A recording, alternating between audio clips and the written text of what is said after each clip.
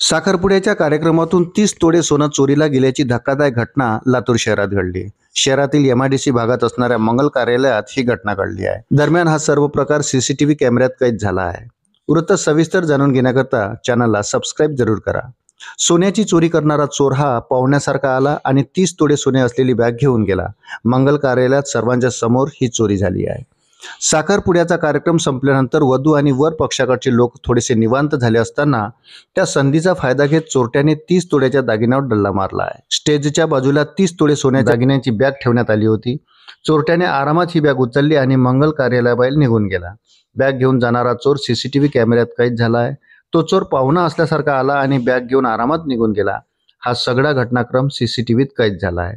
याबाबत MIDC police ठाण्यामध्ये तक्रार देण्यात आली असून पुढील तपास करत आहे। अलीकडच्या काळात राज्यात चोरीच्या घटनांमध्ये सातत्य वाढत असल्याचं चित्र पाहायला मिळत आहे। भर दिवसात चोरटे चोरी करून जात असल्याचे प्रकार घडत आहे।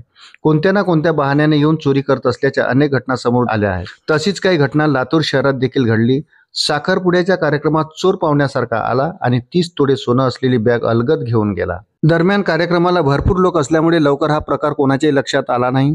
अनेकांना कोणतरी पाहुणा असल्याचा गैरसमज झाला असेल, मात्र हा सर्व प्रकार कॅमेऱ्यात कैद झाला आहे। दरम्यान 30 तोळे सोन्याची चोरी केल्याप्रकरणी तक्रार दाखल करण्यात आली आहे। याबाबतची तक्रार लातूर एमआयडीसी पोलीस ठाण्यामध्ये करण्यात आली आहे। याबाबत पोलिसांनी वेगाने तपास सुरू केला आहे। सीसीटीव्ही कॅमेऱ्याच्या आधारे पोलीस पुढील तपास करत आहे।